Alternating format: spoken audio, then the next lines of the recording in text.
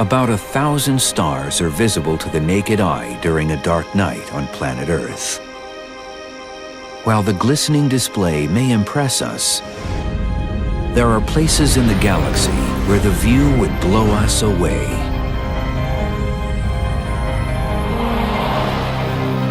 Imagine the sun on the edge of a giant cluster made up of 1,000,000 other suns, filling the heavens horizon to horizon. The stellar density is really high. The distances between stars can be just a few hundredths of a light year, something like that. The galaxy's magnificent clusters are more than just beautiful to look at. You may not realize it, but they hold the very secrets to the way stars are created and how they're destroyed in massive supernova explosions that generate the very elements of life. Our search for cosmic clusters begins not through the eyepiece of a telescope, but in the cockpit of an interstellar spacecraft. Our mission? To traverse the galaxy and find out why clusters are so valuable. Why they are keys to unlocking the mysteries of the stars. Our first stop? The Pleiades, the most famous star cluster of all. 440 light years from Earth. Known since antiquity, it contains 1,000 stars, though only a handful can be seen from Earth. The Pleiades are the so-called Seven Sisters, a bright, easily noticeable grouping of stars in the winter skies. Well, it turns out only 6 of the stars are easily visible. You can see 6, and really sharp-eyed people can see 8 or 9 or 10. Rarely have I met anyone who can see precisely 7 stars. So maybe in antiquity, there was a star that was considerably brighter than it is now, but it has faded since then, so now there are only 6 easily visible stars. There are actually hundreds of stars in the Pleiades, perhaps up to 1,000. We circle the Pleiades in search of clues that can reveal the secrets of the universe, because clusters hold the key to understanding how stars are born, how they live and die, the secrets of creation. Like all clusters, we see that the stars in the Pleiades are so close to each other, they are all virtually the same distance from Earth. Of course, the stars in a cluster are not all exactly at the same distance from us, but they're so far away that the slight differences in distance are really pretty small. They're inconsequential. A nice analogy is viewing a stadium full of people from a blimp high above. From the perspective of the blimp, most of the people are at about the same distance. Most of what we know about stars, their size, weight, and age, comes from figuring out their inherent brightness. But you can't judge a star's true brightness without knowing how far away it is. That's where the cluster comes in. The fact that all stars in a star cluster are basically the same distance from us is very important. It gives us a sample of stars where we can actually see what the intrinsic, real brightness of these stars are. Unless we know these stars are all the same location, we don't know whether we're looking at a bright star that's far away or a dimmer star that's close to us. There's no way to tell. But in a cluster, all together, you can see that. The same rules that apply to stars in the sky also apply to cars on the road. What we have here are 2 cars, same make, same model, so we know the headlights on each car are exactly alike and equally bright. From where I'm standing here, one car's headlights look just like the other. That makes sense? But now, let's make these cars act like stars in the universe. Same stars, but at different distances. Okay, Amy, back it up.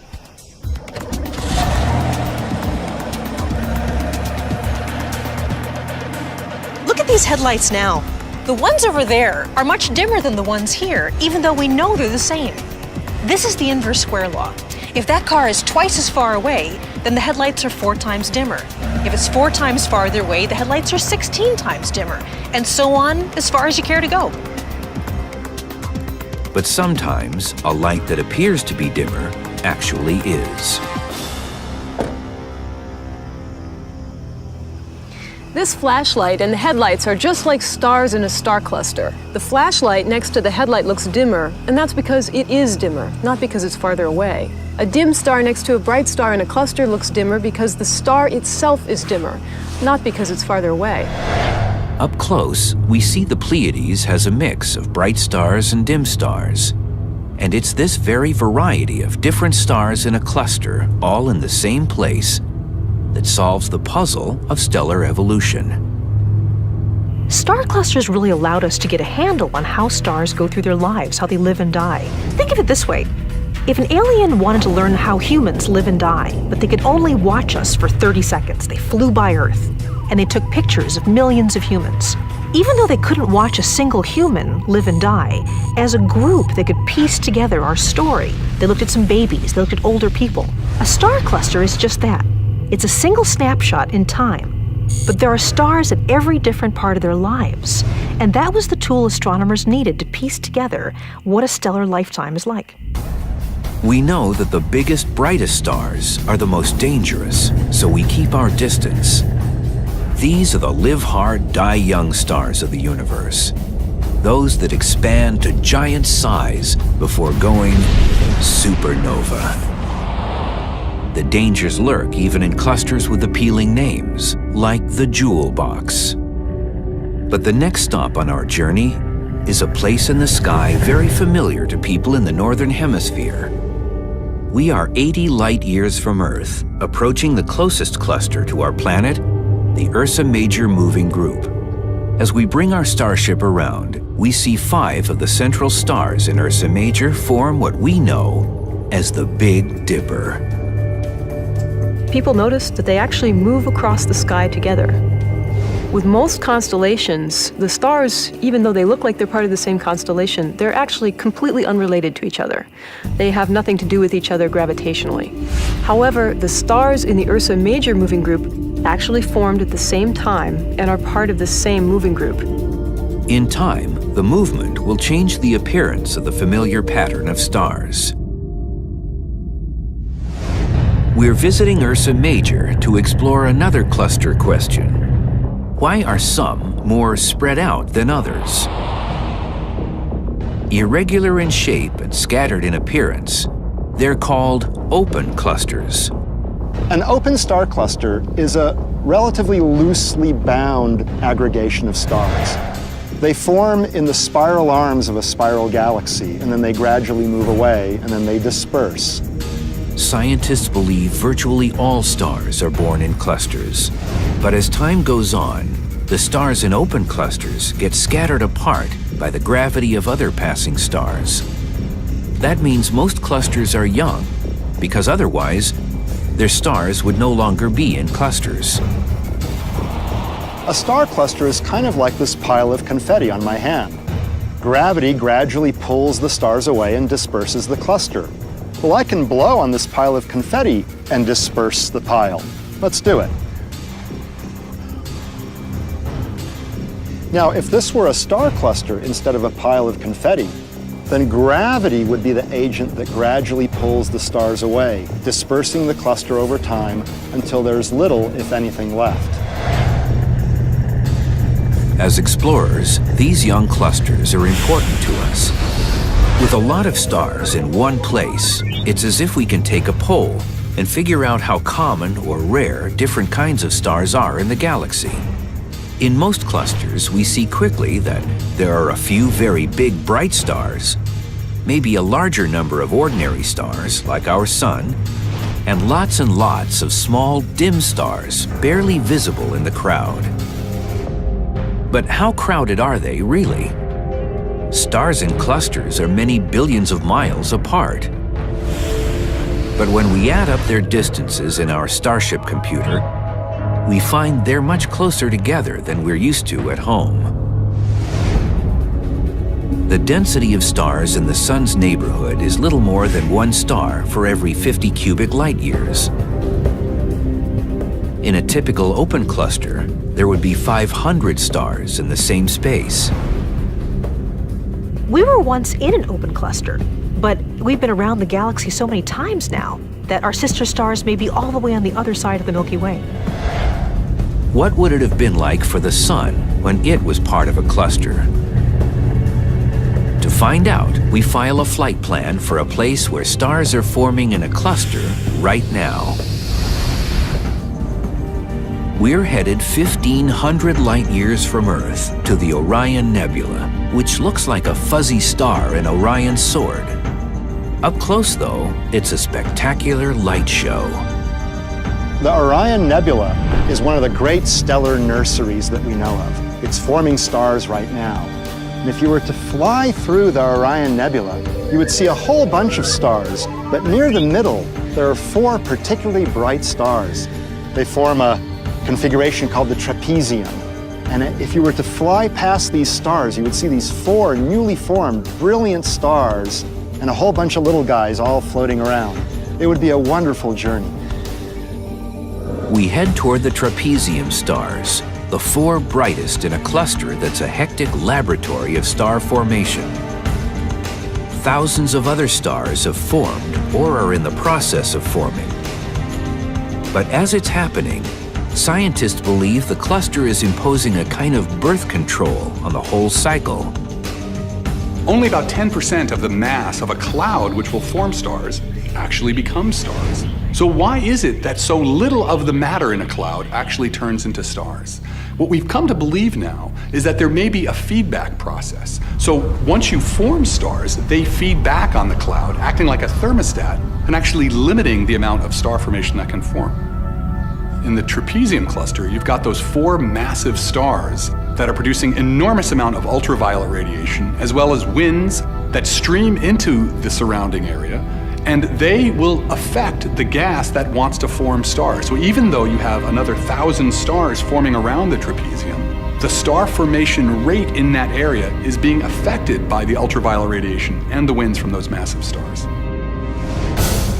If nebulas are the stellar nurseries of the cosmos, then clusters are their grade schools, where stars stay together until life and the galaxy drives them apart. But it's clear not all clusters are alike.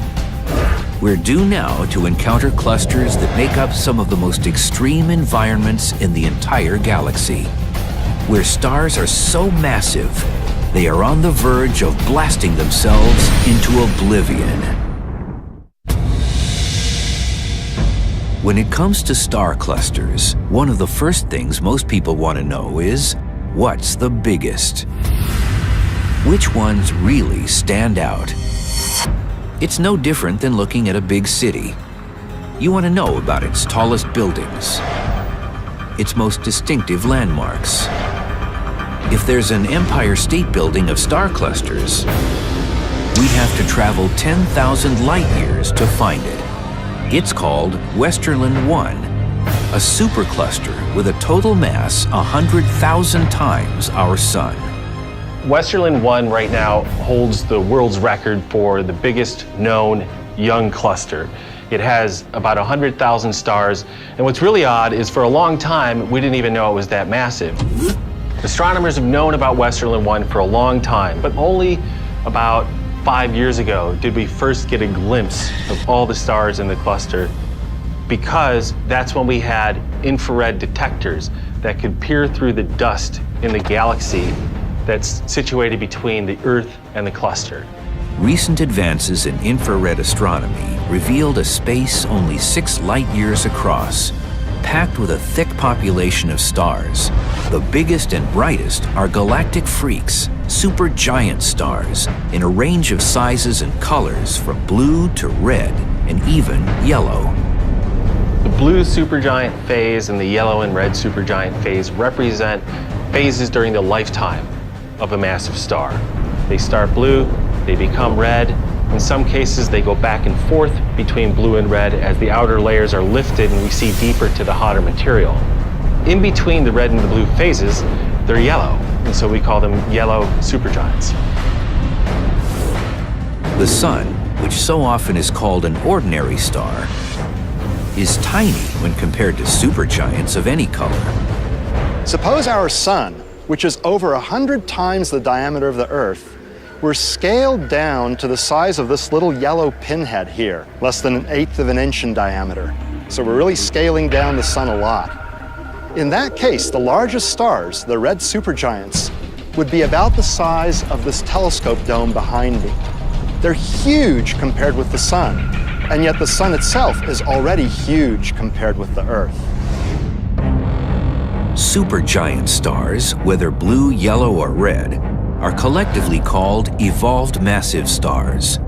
That means they've burnt out their nuclear hydrogen fuel and are transforming into giants that may eventually explode as supernovas. Supernovas are so bright it's easy to see them from great distances. But David Y. from Wing, Pennsylvania wants to ask the universe if a supernova can cause space and time to warp enough to make us notice a change. David, we sure hope that a supernova will create a big enough disturbance, a warping in space and time, to be noticeable. But it won't be easily noticeable. You won't be jostled around. But we hope that the current and future generation of gravitational wave detectors will detect these slight ripples in the fabric of space and time. That's the new unexplored window of astrophysics, gravitational wave astronomy.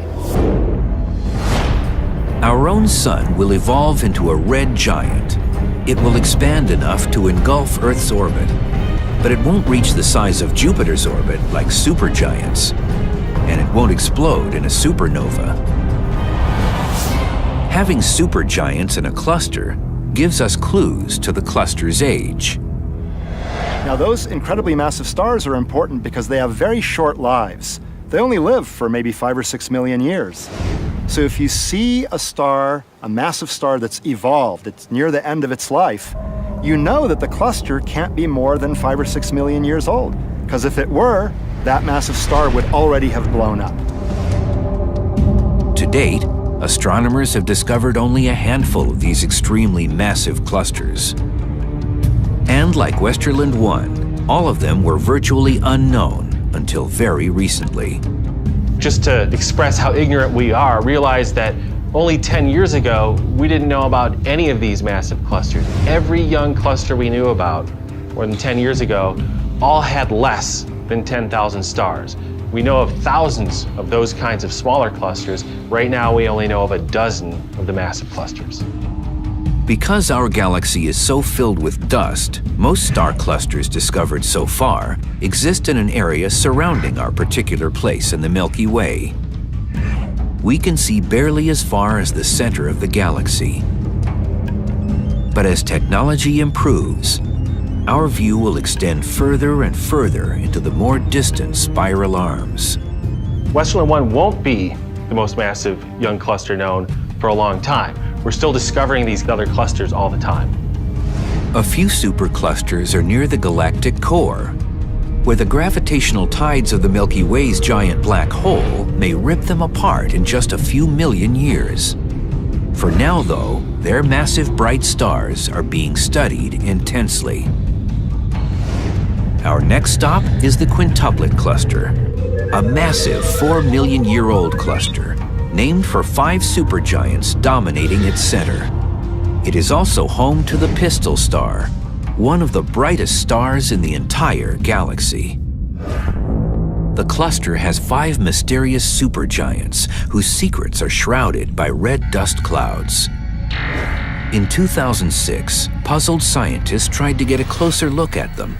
Using the Keck telescope in Hawaii, what they found was startling. 2 of the stars are surrounded by bizarre spirals, which means the supergiants are not alone. In the quintuplet star cluster, there are several massive stars that are in fact in binary systems, and they're in the process of gently blowing away their outer envelopes. And those envelopes are colliding and forming this spiral pattern. It's very unusual to find several of these things in the same place. Such stars are very rare. If you look elsewhere in our galaxy, you'll find one every once in a while here and there, but not several of them in one concentrated location.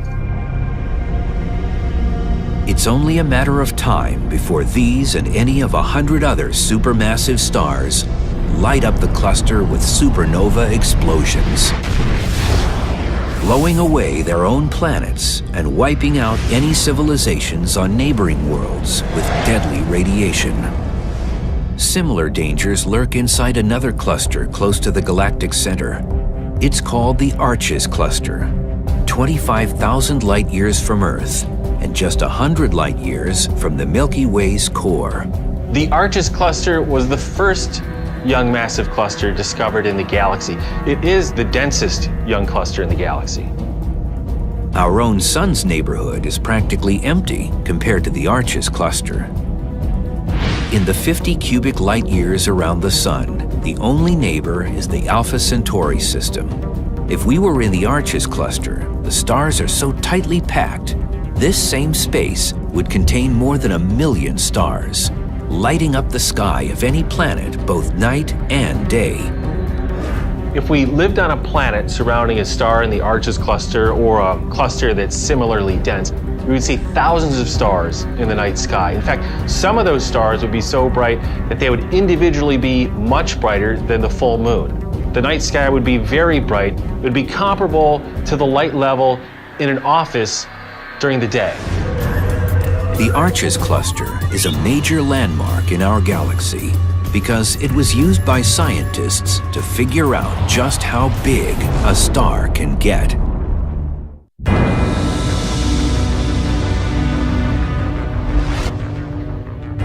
Our search for cosmic clusters has taken us to the Arches, one of the most important clusters in our galaxy. It's here that scientists discovered just how massive a star can get.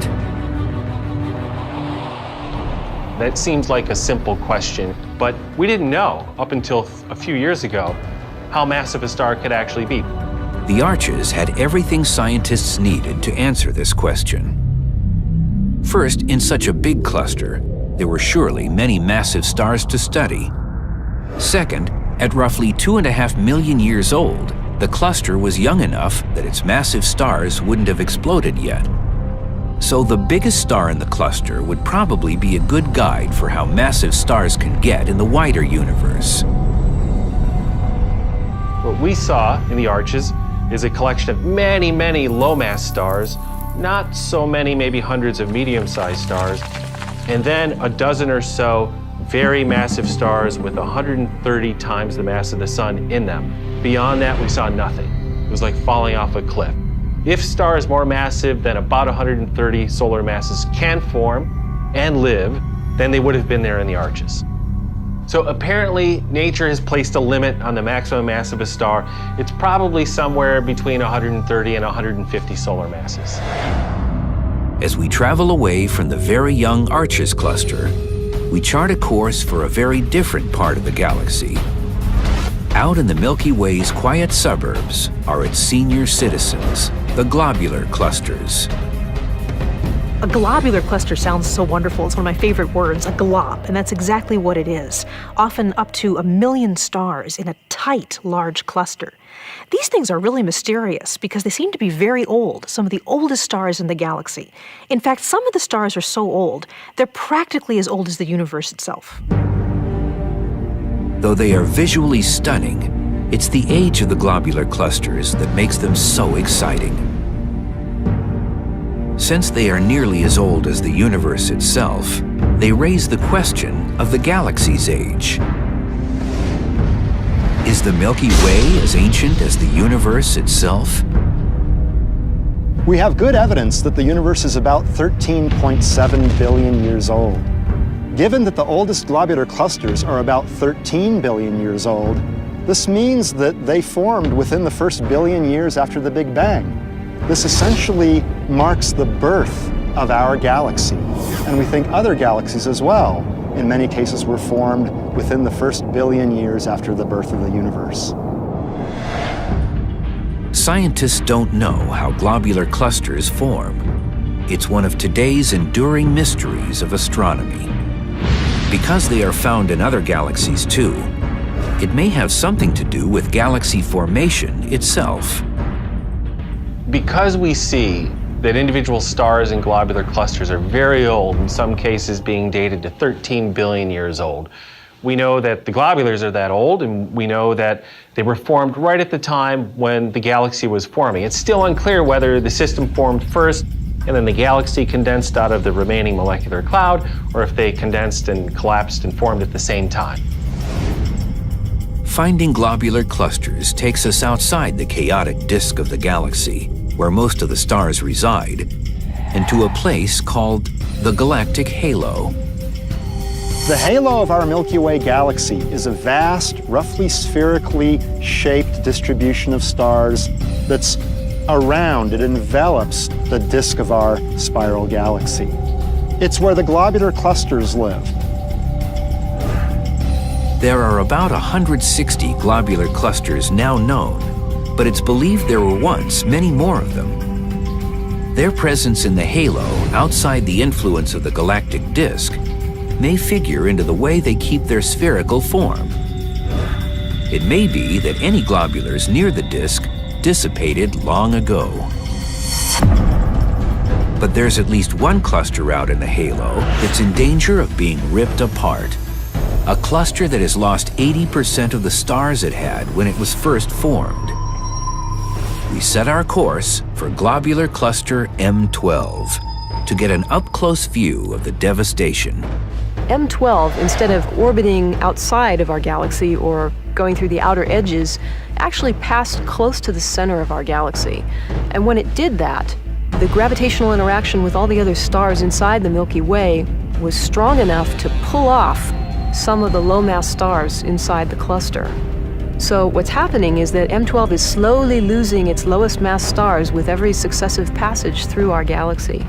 And eventually, there's not going to be anything left because it will have been completely devoured by the Milky Way.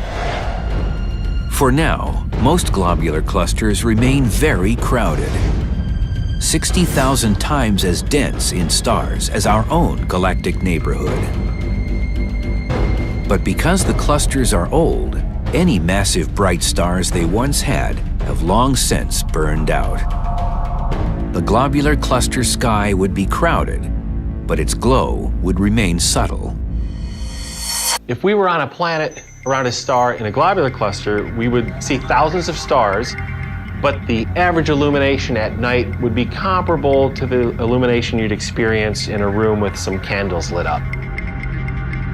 Orbiting out in the halo, globular clusters are to the galaxy something like moons are to a planet. Globular clusters on the outskirts of other galaxies show that this is something many galaxies have in common.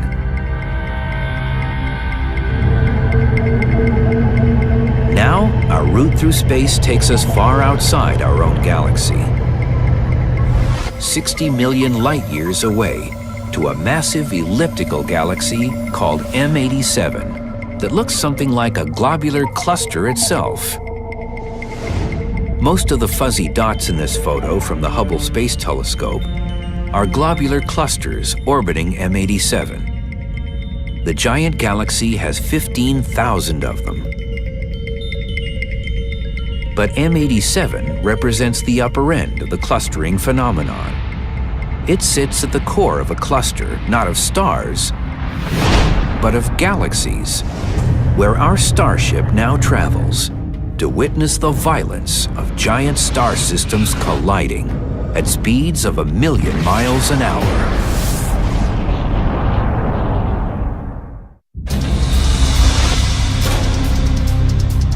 All it takes is a few quick looks at star clusters to see how obvious gravity's effect is in holding stars together.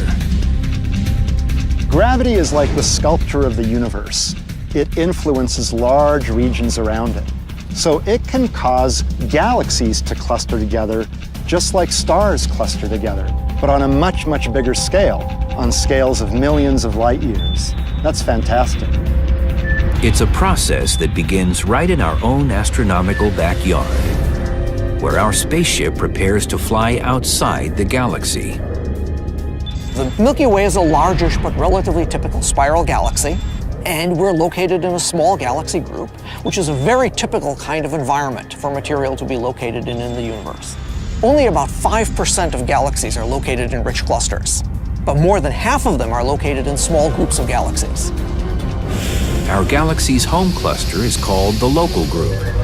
A trip across 3 million light-years takes us past its two big members, the Milky Way and M31, the Andromeda Galaxy. The Triangulum Galaxy is the next largest, and a few dozen dwarf galaxies circulate among them. The galaxies within an individual cluster tend to gradually merge with time. So in the next 4, 5, 6 billion years, our Milky Way galaxy is going to merge with the Andromeda Galaxy. Right now, if we view the whole universe from Earth orbit, our view screen looks like this. Our own galaxy's plane dominates, stretching across the center. But when we merge with Andromeda, the sky will look vastly changed. And a very spectacular event, it's likely to result in an elliptical galaxy, which looks very, very different than either of the two component spirals. Andromeda will fly by several times, as it and the Milky Way do a gravitational dance. The merger will destroy their elegant disk shapes. In the end, they'll settle into a giant rounded blob, the typical form of elliptical galaxies across the universe. The local group is tiny compared to the big galaxy clusters across the universe. The nearest big cluster is the next stop on our voyage. Our local group is about 60 million light-years away from a much bigger cluster, the Virgo cluster of galaxies, consisting of thousands of galaxies, not just a few dozen. And our local group in the Virgo cluster and a bunch of other clusters are part of an even bigger structure called the local supercluster. Such clusters are violent places, with galaxies moving at incredible speed. We're talking about speeds of hundreds of kilometers per second, or another way of saying that would be something in the vicinity of 1,000,000 miles an hour. We take our trip into the high-velocity realm of these giant clusters to solve a mystery about galaxies. Why some have stars forming in clusters and others don't. The answer is found in galactic gas. Galaxies are sometimes gas-rich and sometimes gas-poor. Gas-rich galaxies tend to be forming stars fairly actively, and the gas-poor ones don't. It turns out that the action in galaxy clusters is something like a war zone, where the 1,000,000-mile-an-hour speeds put any gas-rich galaxy in danger of being strangled. Galaxy strangulation occurs when a galaxy that's not part of a cluster comes close to a cluster, and the gravitational pull, the tidal pull of that cluster, can remove or suck gas out of that incoming galaxy. That leaves the galaxy deficient in gas, and so it's unable to form many new stars. It gets strangled. And once a galaxy travels deep inside the cluster, it faces trouble from what's called ram pressure stripping, as it speeds through the thin gas floating in the cluster space. When zooming through that gas, the pressure of the gas can actually strip gas away from the galaxy itself, leaving it relatively gas-free and unable to form many new star clusters. If we flew through the cluster looking for the intergalactic gas, we wouldn't see it. It is so very thin that on Earth, we'd consider it a perfect vacuum. But if we turn on our spaceship's X-ray detectors, it would show up as a massive, eerie glow. The galaxies that we see in visible light, if we look with an ordinary telescope, aren't the only component of galaxy clusters. Indeed, they're not even really the dominant component. The dominant component is a hot, thin gas. And the gas was heated by shocks during the formation process of the clusters, and is now so hot that it glows in X-rays. And this is completely invisible to normal light. The hot gas exerts more gravitational influence on the cluster than the visible galaxies themselves. Its overwhelming gravity helps draw cluster galaxies to a common center. And when we look at galaxy clusters, we see a preview of our own future. In the cluster center is often a giant elliptical galaxy, the result of countless gravity-driven mergers, like the one that will join the Milky Way with Andromeda. That's a common trend for clusters of galaxies. The galaxies within them are merging together, forming a few and finally one supergalaxy. Is the universe destined to be filled with isolated supergalaxies? Will gravity continue its unending pull? To find the answers, we enlist supercomputers as time machines, taking us into the future. The scenario they predict may be far more grim than anyone ever suspected.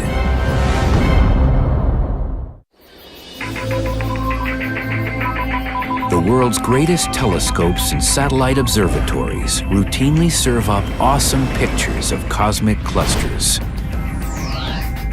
But essentially, these are only snapshots in time. To truly watch the universe as it evolves, we need a time machine. Human lives are short compared with cosmic timescales, but we can watch effectively how galaxies and galaxy clusters evolve by simulating them on powerful computers.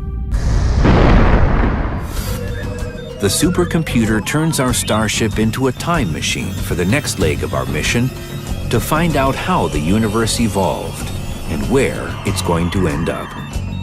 This simulation shows how a galaxy cluster may form. 12.3 billion years of stellar evolution is condensed into less than a minute. Supercomputer visualizations like these are important tools to help all of us understand the workings of the universe and where the future will take us. The simulations where we can actually play how a galaxy cluster evolves over billions of years always leave me breathless. It's amazing to watch cosmological time play in these beautiful, elegant simulations. Here's how the supercomputers do it. They start with something that scientists call the N-body problem. N stands for the number of bodies. The bodies are planets, stars, or galaxies. And the problem is to do some simple math to figure out how Isaac Newton's basic laws of gravity make the planets or stars move in space. Such simulations are remarkably powerful ways to study how complex systems like clusters of galaxies and galaxies evolve with time. Peter Toobin, a simulation specialist at the University of Maryland, programs the gravity formulas into a supercomputer named Deep Thought. It's easy, for instance, to figure the orbit of a planet around a star. That's called a two-body problem. A college math student can do it in a snap. But suppose you have to work out the motions of a swarm of stars in a star cluster. The n-body problem is a little bit like a juggling act. If you have a two-body problem, here we have one ball. I can do one ball relatively easy, but I'm not a juggler. I don't know if I can two balls. Oops. Well, clearly I cannot do two balls. And it takes a lot of effort and interpretation by the brain how to correctly juggle two balls. Now imagine that we have to do 3 balls or 4 balls. I cannot do that. There are people who can do that. But the complexity ends at some point. Nobody can do 20 balls. Surprisingly, the math behind the problem is fairly easy. But the reason you need a supercomputer is that there's just so much of it to do. It's pure grunt work. All right, guys, ready your position. As Toobin students demonstrate when trying to do it for 12 stars without a computer. Number 1 is at 6-4. Number 2. 2 is at 3-4. Number 3. 3 is at 2-4. In calculations like these, each star's starting position gets coordinates on a chart. Number 8 is at 4-4. Each star also gets its own speed, and the rest is up to the students. Using Newton's laws, they have to figure out how each star's gravity acts on each one of the others to determine where each star's position will be at the next point in time. Number 1. These students would need to work for 300 years non-stop to do what a supercomputer can do in 1 second. Calculations for galaxy clusters ramp up to millions, even billions of N-bodies. But fortunately, supercomputers are increasingly available to astronomers, eager to simulate the past, present, and future of the universe. The current state-of-the-art supercomputers are actually off-the-shelf computers that you and I use at home, desktop computers. The only thing is we put them all together. They're easy to build, they're cheap to build, so there's many available.